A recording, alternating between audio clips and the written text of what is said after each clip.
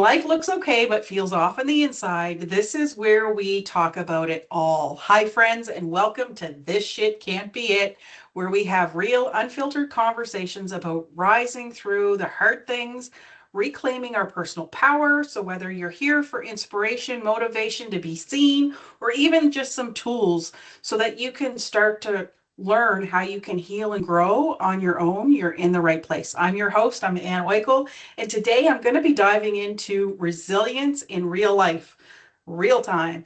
Today's guest is a strong voice in the health and wellness industry, but behind her confidence is a story where many parents are going to relate. She was a single mom dealing with trauma, building a vision while still in the chaos. Welcome, Kim. I'm so honored to have you here today. Thank you for joining me. Absolutely. Oh my gosh. And so this is going to be a challenge for me because as you know, I did 17 years on the radio. So I'm not used to, video and different challenges. So if it seems weird, it's because I'm so used to radio, but thank you so much for this opportunity. This is all good. I love it. So let's dive right in. So, as a single mother and being in survival mode, you left your ex husband when your son was 10 months old and your daughter was only 5. What was that like for you emotionally, mentally, you name it? Like, what were you experiencing in that moment when all of that was happening? Oh, it makes me even like my heart starts I've dealt with this, so I have no blame for my husband. I mean, I thoroughly believe that we all co-create and we attract what we need in this lifetime for our lessons. So many things, well, all of it obviously was meant for me, not to me. But at the time, like I said, my son was only 10 months old, my daughter was 5. And it's so bizarre how life can just, like, I had so many times of like, oh, just utter chaos, like throwing his stuff out the door, like I mean, I went through it all, the crazy person times, he was an alcoholic and never physically abusive, but just, very mentally abusive. And he would leave home for work and not come home for days. And so, I mean, I was so used to the up and down chaos. I think I was numb for the most part.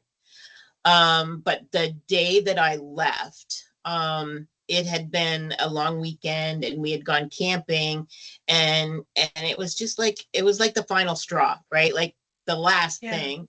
But he had left us kind of at the campground, going to come back and pick us up that night after work, and he didn't show up.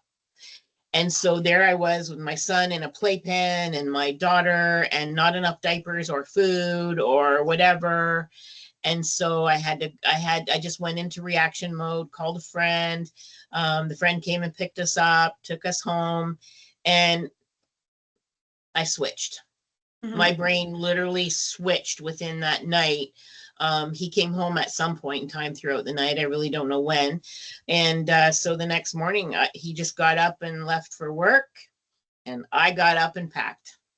Wow. And so that was at that moment, though, I had no place to go. Like I literally just put like a electric frying pan in our car.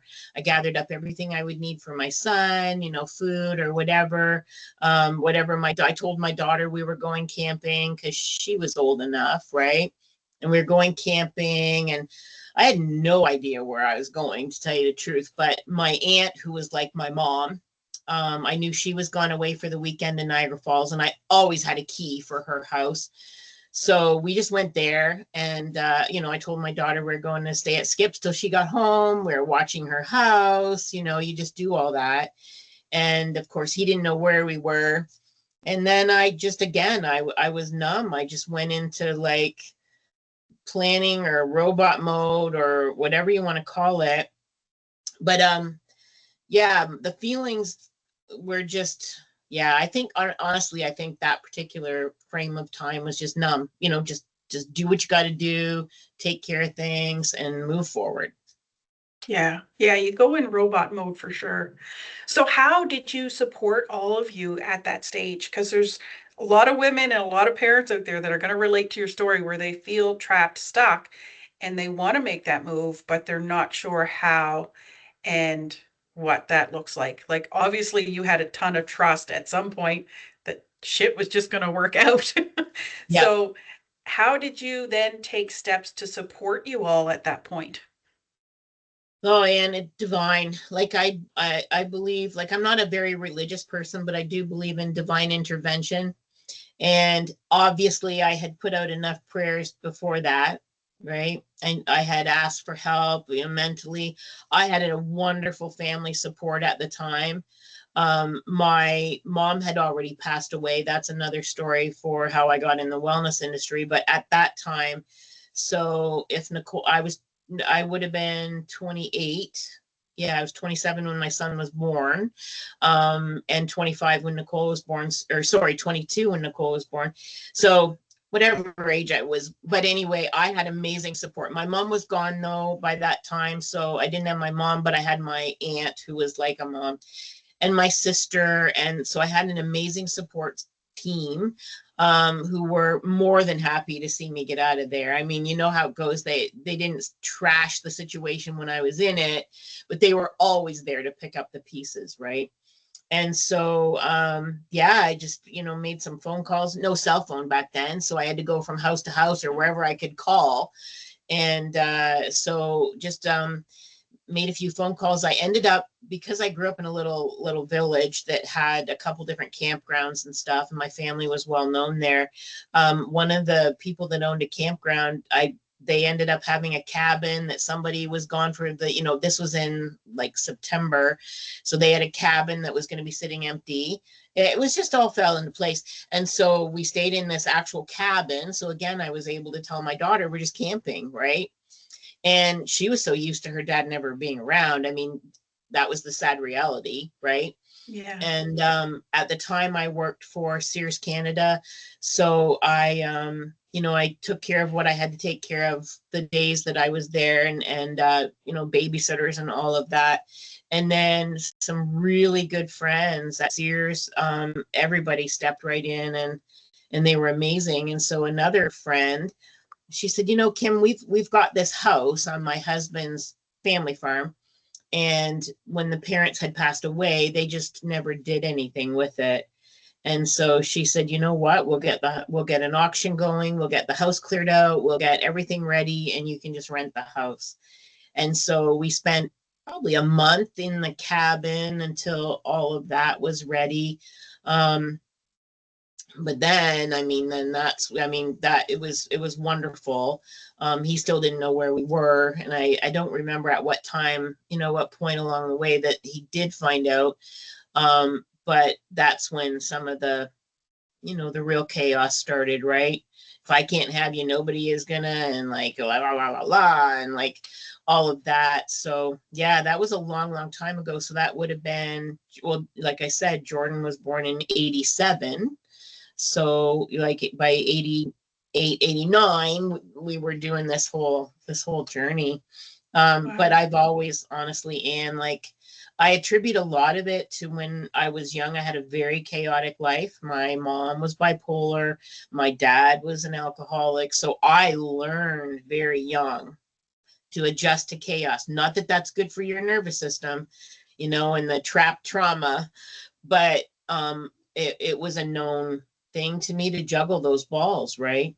And so yeah, so I did the best I could, and I just took care of my kids the best I could, and we had an amazing journey. That part of it, we had a beautiful little farmhouse. The people, everybody was just so nice. Like everybody was just so nice, and so yeah, it was just getting through the chaos of like him and how he dealt with it. I was dealing fine. But anyway, yeah. Yeah, no. And it's amazing because I talk to so many different people, even in my own healing journey, because I've been down that road. And that's kind of how you and I connected. We were kind of blown away at how similar our stories are, and it's the same thing. So, and that's one pattern that I noticed, like talking to so many people, is that what goes on in our childhood really impacts our belief system and our habits and our behaviors as adults. So, unless we become aware and start focusing on shifting and changing and wanting to shift and change, because nothing's going to until we want to, is key in order to shift and break the cycle and break the habit. So it's definitely, our childhood and our history plays a huge part. And I always joke, and I've realized it's not really funny anymore because I didn't realize the truth into it when I joked about it, that I was a stressed baby, because it was during the time my mom was pregnant with me that she found out the boys that were ill were going to pass away. So I used to joke that I was a stressed baby because I was born under stress, because she was under a tremendous amount of stress, not knowing what was wrong with them, but knowing that it was terminal was crazy. And here she is pregnant with me with, other kids to boot. And I was the only girl. Out of four Mhm. boys, I was the only girl. So even that trauma in the womb carries over. And I didn't Mhm. realize it till I started on my own healing journey. So it's not just what we experience as young adults. We also have what I've learned a little bit on is ancestral healing, which goes Mhm. beyond just the childhood. So for Yeah. you, at one point, I remember you were saying you were holding down like three jobs while you were living in this farmhouse. What was that like for you, your kids? Like that must have been an emotional, chaotic roller coaster. It was, but again, you step into that, right? Like you like and I think again, like from my childhood, your childhood, like we learn to juggle those balls. And again, it's not that it's good for your body or whatever. I didn't know about all. I was so young, I could handle that kind of stress. But I worked at again at a marina where I grew up. And luckily, oh my gosh, my family was so amazing and babysitting for me. And then I worked at Sears Canada. Oddly enough, that was like, I loved the job, but I was arresting shoplifters. Like that was my job. And so I loved that job, and it was a very good paying job, but it was only part-time. They never did that position full-time back in those days. So I had that part-time, and then I babysat a couple kids that I had always babysat like through years. So I would have them dropped off at night. I would babysit them at night. Yeah, so I mean, without actually talking about it, some of it I haven't thought about, like, holy shitballs, like that was effing crazy. Like, I how know did I it do that? does. I don't know. I know. And as we get older, we look back at our younger lives and it's like, how did we manage all that shit? It's crazy when you're younger how much you can juggle for sure. And not to Yeah. talk, like you carried on that chaos, and it was not such a bad journey, but you carried that on. And you mentioned to me that you had also started a store just a year after losing your dad. What kind of timeline was that from the farmhouse to your dad, Oh, your store? Like it was just your life was motoring. my life was motoring, and I started to say, which I forgot. So I think, like, even when I was going through things with my mom being bipolar, and my mom actually had ordered from the Phil Donahue show. Now you're too young to remember that, No, but I but remember Phil. um but Wayne Dyer's very first book, right? Wayne Dyer's very first book was launched on the Phil Donahue show, well, on those shows in the day. And my mom had ordered that book. So my mom, trying to get out of her challenges, was already into self-improvement things. So by the time I was living in that little farmhouse, like, I mean, I had collected cassette tapes, meditation tape. Like, I mean, I was doing that stuff from my own. So I do have to say, like, that was something I think pulled me through a lot. So back in the day, like Louise Hay, Shakti Gawain, meditation, trying to think what else I would have listened to back in the day. So I was already doing the law of attraction stuff by improving myself to get out of the mess I was in.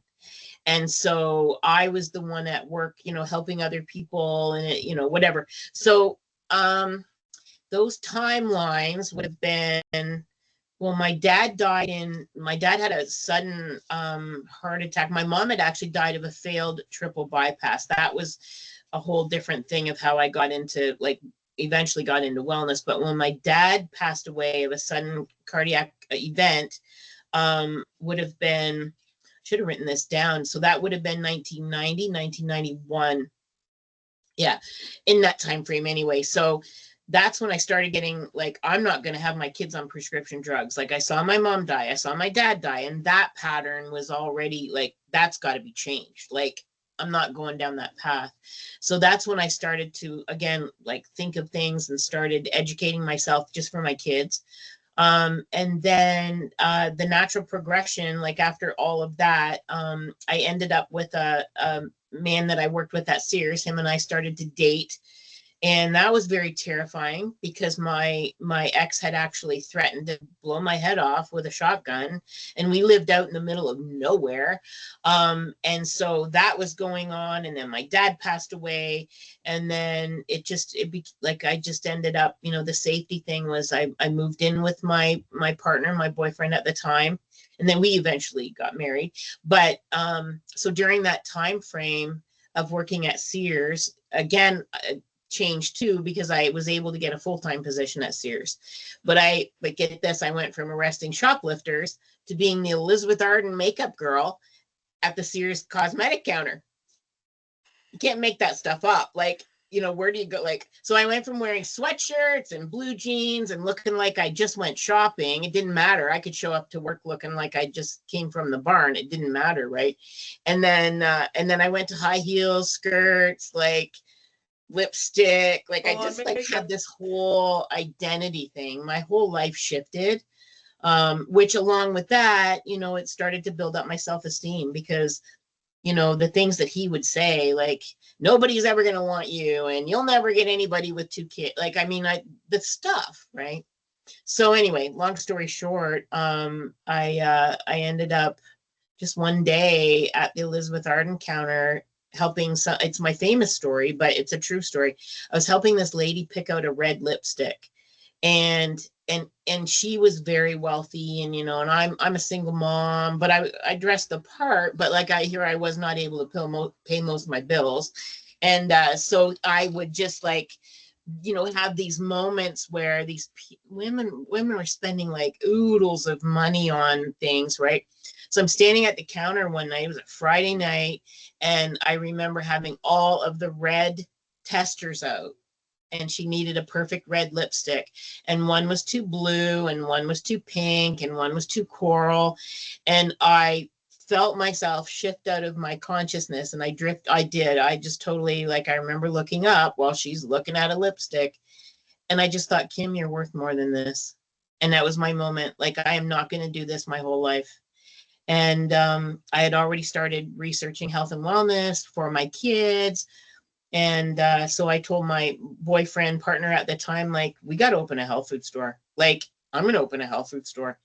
And that was February of 1993. My dad had been gone a year. February of 1993, I said, I'm going to open a health food store. And by that summer, we had a health food store open. That's awesome. So, Yeah. Yeah. I just pulled myself. That's Yeah, and it's so important. So you touched on a very key point, and that's the fact that you started personal development early on. And that's one thing that I realized, and it took me a while for me to learn and grasp that nothing's going to shift until you do. You have to go through a personal development healing journey if you want your life to change or shift. And for years, I used to always say, this shit can't be it. So to call the Yeah, podcast this was just too convenient because I did it for yeah, years, but didn't know how to shift it or change it. And it wasn't until I started down that path of that personal awareness, a spiritual journey, whatever you want to call it. I call it all of the above, of tapping into, if you want shit to change, you got to change. And yeah, it's that yeah, simple. So I'm learning, and I've learned that the only way that happens is through awareness first. Awareness is not enough, but that's a key first step of, this shit has to be enough. Like, enough is enough. And you have to get yeah. to a point of emotional not doing it anymore. And Mhm. the conviction to then shift and change. And I learned through Tony Robbins that we also have to have, whatever situation we want to change, we have to make it so painful that we can't keep going. But that's not enough. We have to have the outcome of shifting be so beautiful and so perfect in the excitement, the love, the joy, the drive, the passion to get to the outcome, That's the Mhm. only way that's the only way things change. And when I first learned that and I started to think back, okay, whenever I've made massive changes in my life, how true are those three elements? And I was like, it was there. All three of them were there. Mhm. Right down to, and it's funny because you mentioned you're on a 3 acre property. We have a 3 acre property, right down to buying this property that we have now. Like all the elements had to come into alignment before this appeared. And it appeared exactly how I pictured it. I didn't get any extra mortgage. I didn't increase my mortgage. We did a straight transfer with money in the bank. We didn't take on any extra. I swore minimum 3 acres to 100. I wanted a whole quarter. But I didn't like we had all these stipulations as a family, and it wasn't until it was aligned as a family and the energy and the conviction and the this is how it's going to happen. Because I'm in Alberta. There's a lot of open farmland here. My husband wanted trees. We're surrounded by trees, but around those trees, open farmland. So we got Mhm. almost everything from our checklist in this property. And it was Nice. crazy. It's crazy. But when you look back at all those shifts and then you look at those elements, they're always there in order to have the massive shifts.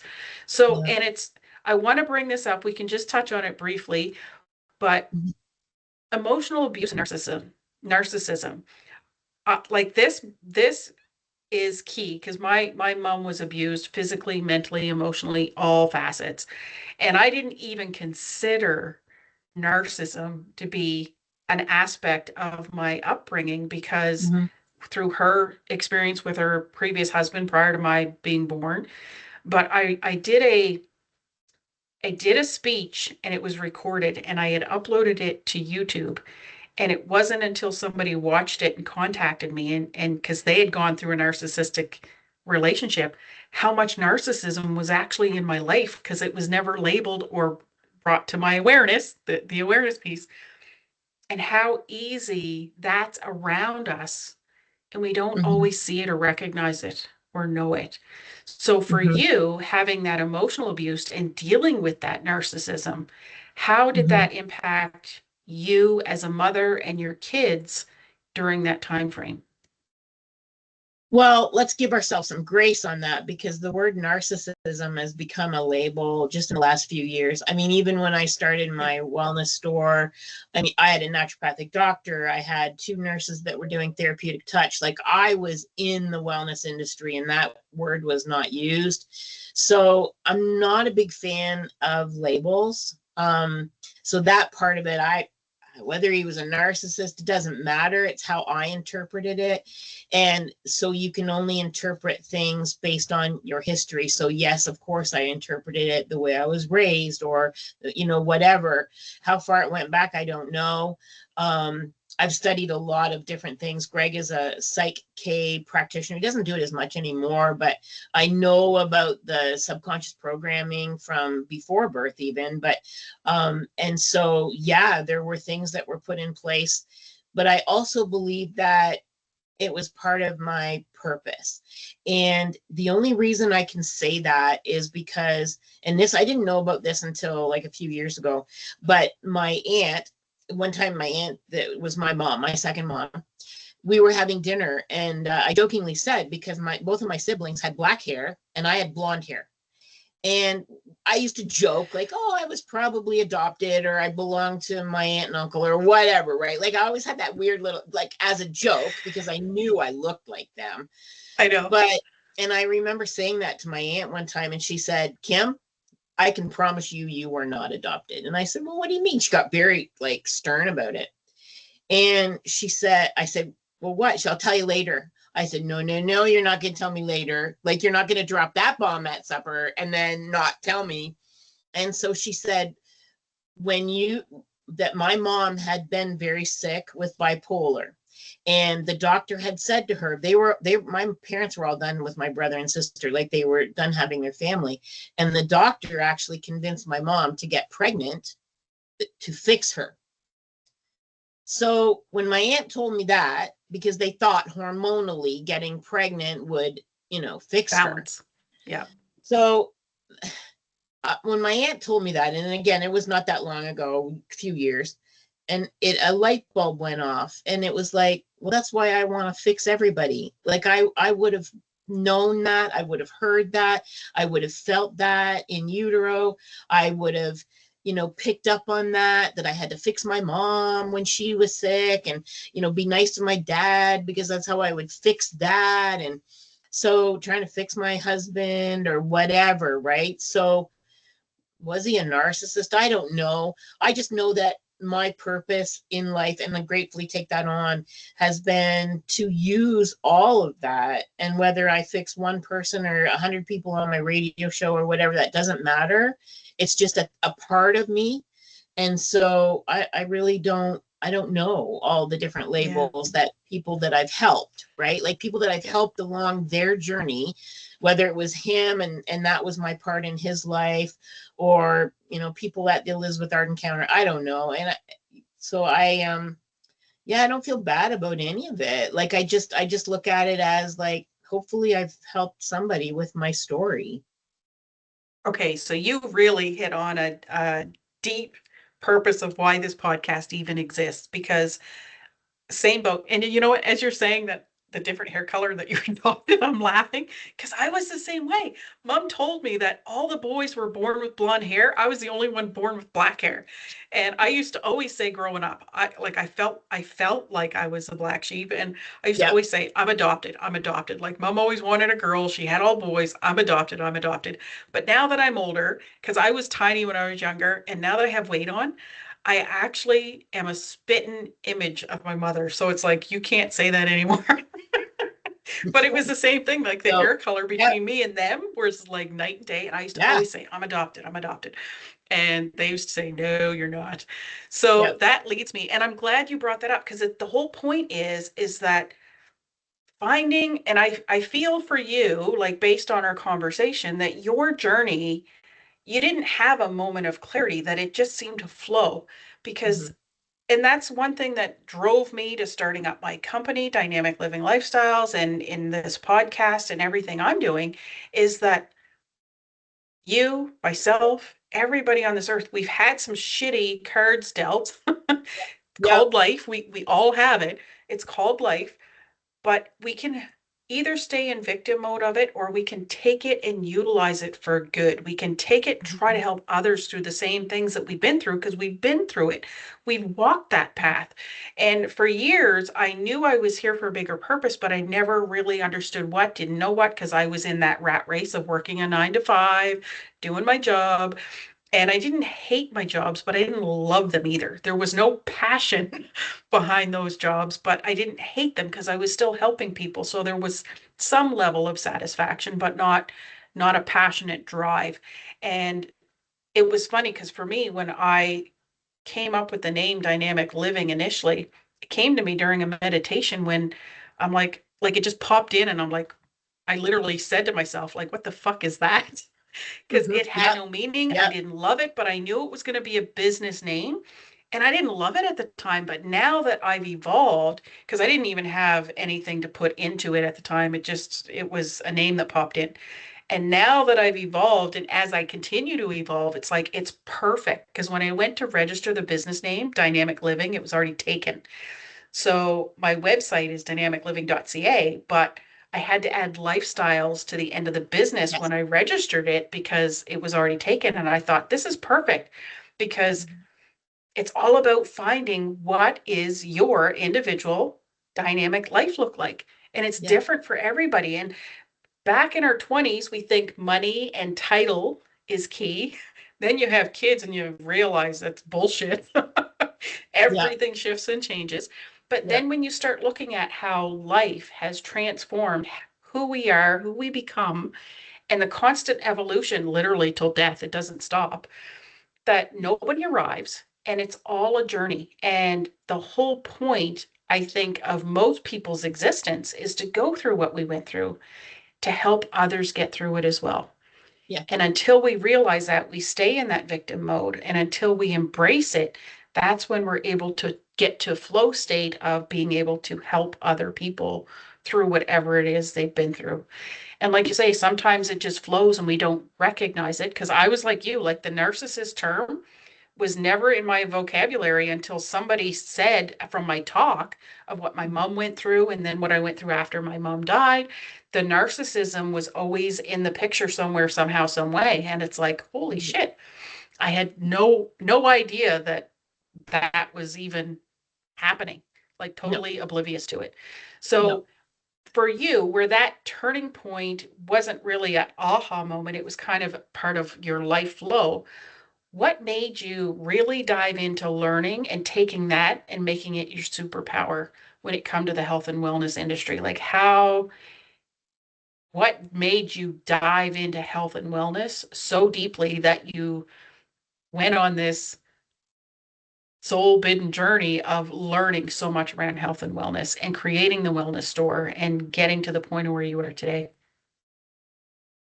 And again, that's evolution, right? And what I was thinking through all of what you just said, I think because I can speak to very young people, right? Because I was a very young person going through that thing.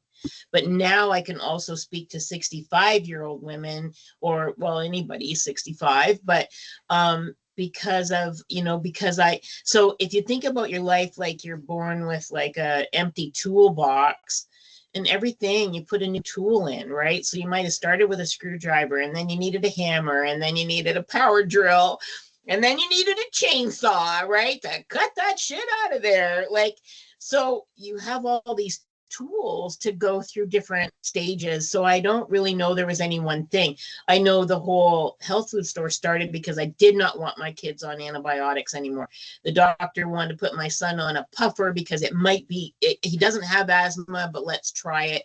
Well, I just watched my mom, die in a hospital bed because of a medical blunder. I was not going there. So that's, that switch. And then, my dad died, kind of solidified that, like, holy moly, now I've lost both of my parents. So now I really got to take care of my kids in a different way. So that switch. And then the natural progression when I opened the health food store, I always say, like, in 1993, when we did that, our industry was like the wild, wild west. Like everything was new, everything was exciting. I could buy skids of rice stream milk, and that you can't do now in a health food store. Like everything was an evolution.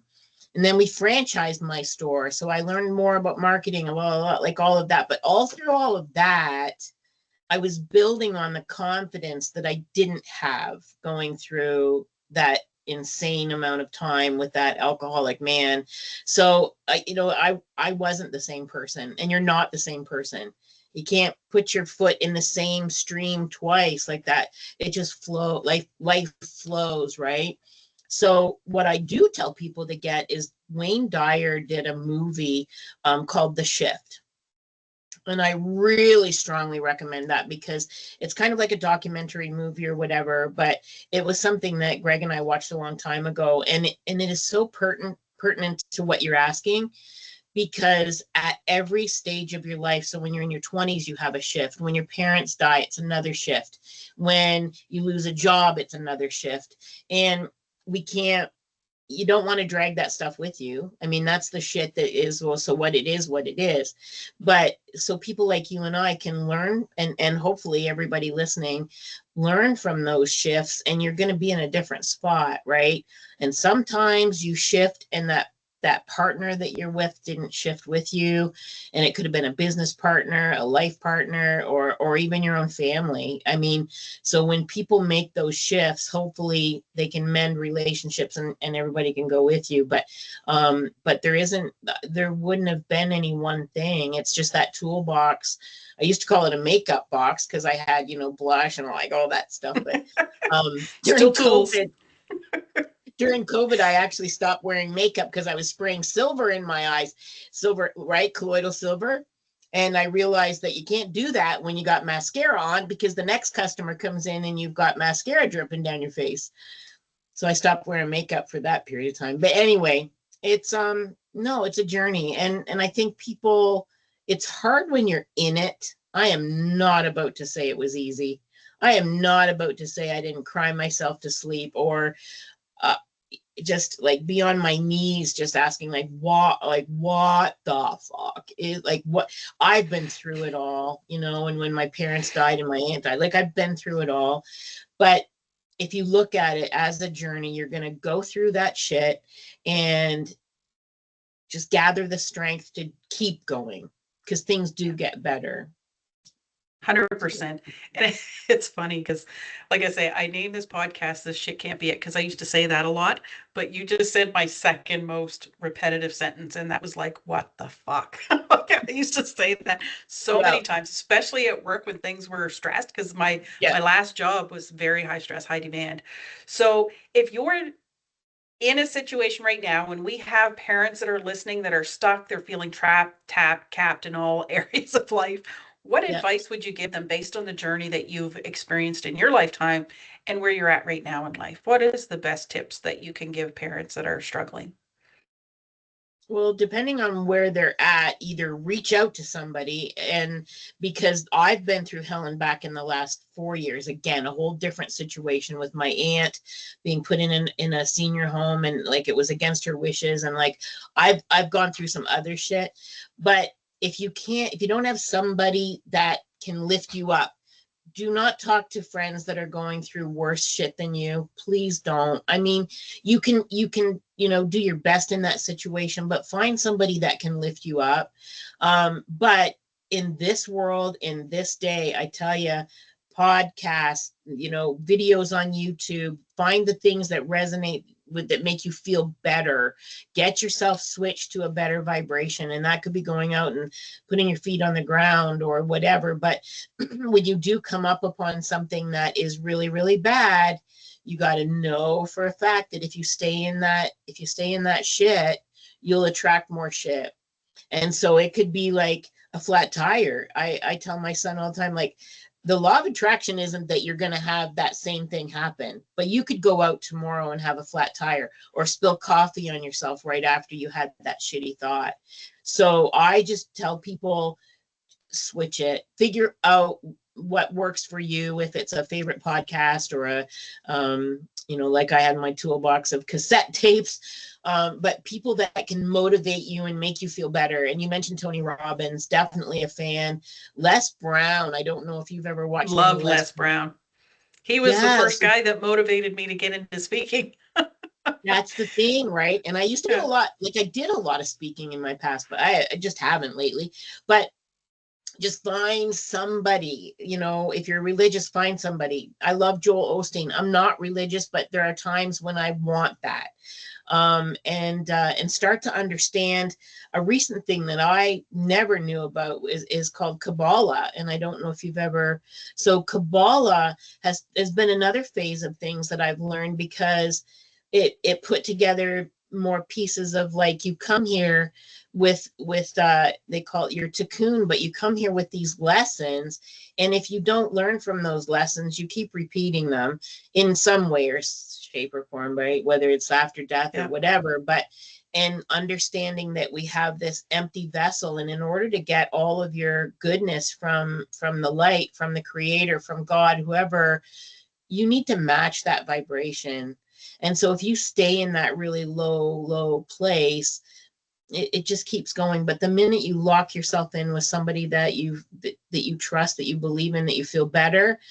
But oh my gosh, and I remember I went through a period of time where I would be asked to go to support groups, and I came to a point where I couldn't do those anymore, because there were so many people there that all they wanted to do was own their negativity, own their sickness, own their aches. And I couldn't do that, because I was going through other things, and I couldn't go down. Yeah. So I stopped doing support groups. I started doing things that were, radio, right? Like, that's probably how I attracted radio, because I could share what I needed to share, but I didn't have to listen. Like, I didn't have to be pulled down, right? Yeah. So I Yeah. guess that's the main lesson, is find something that lifts you up, not don't go Yeah. backwards. Yes, yes, yes. And that's one thing that is key because I'm like yourself, where I can get caught in the trap of other people's sorrows. And Mm-hmm. that's one thing I Mm-hmm. noticed having a neurodivergent child is that a lot of people that are stuck in these, and keyword stuck, in these areas of whether it be a diagnosis or a chaotic Mm-hmm. situation or whatever it is, you can choose to stay victim to it, or you can choose to move past victim and take back your personal power. and gain back control of the situation, because we can't control everybody else. We really can't. But Not at knowing all. what impacts us and how it impacts us is key to being able to move forward. And like you say, I'm like yourself, I can be very caught up into somebody that's struggling. Yes, you want to help them, but if they're not willing to help themselves, at some point we have to be able to move on, because that's their journey. They have to get there somehow. And if Mhm. your messaging and your way of communicating is not getting through, then you're not their person to help them through it. And they may never get through it. And like you say, that life cycle will continue to perpetuate until they decide enough is enough, for sure. Well, I want to thank you so much for coming on today. I'm going to have your links available at the bottom of this video so that Awesome. anybody who wants to connect with you, they'll have that ability to do so. And yeah, jump in the chat, get connected with Kim. And if you have any questions at all, reach out to either one of us. We're here to support you the best way we know how. Be I ready do want for to it. say, I want to say one more thing, and that's what you're doing, because get a coach. Those weren't available to me in any stage of my life. Like that just wasn't available. So my cassette tapes or whatever, but get a coach, and get a coach that you can have these chats with, because that that's a key. Like Yes. Yeah.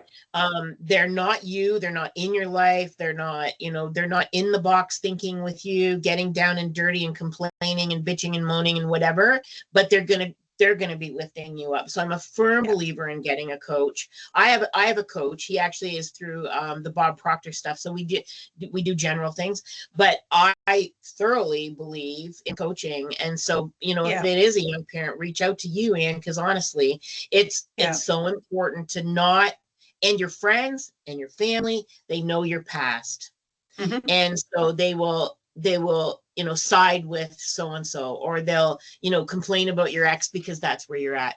So Yeah. yeah, Or that's validate your huge. victim behaviors. Exactly, And exactly. yeah, it's Yeah. definitely important. And thank you for that, because you are Yes. 100% right. Very seldom we get through this life without seeking help some way, some form, Yeah. whether it Yeah. be, like you say, the tapes back in our day, it was, tape recorders and DVDs. And Yeah. yeah, and now with the internet, it's so easily accessible because of these podcasts, whether that, like these podcasts that I'm doing are going to be on YouTube, but Spotify, there's so many different ways. And podcasting is growing so fast because people can get that information. They can get those tools, they can get those tips and tricks, and it's accessible online. Everything's online. It's on the go. It's Yeah. it's on your phone now. So it's huge. Yeah. Well, thank you so much for joining me. Like I say, all your information is going to be in the links below if anybody wants to connect with you. And I want to thank all of our watchers, our listeners, and anybody in between. Thank you for joining us today. We'll talk to you soon. Take care, everybody.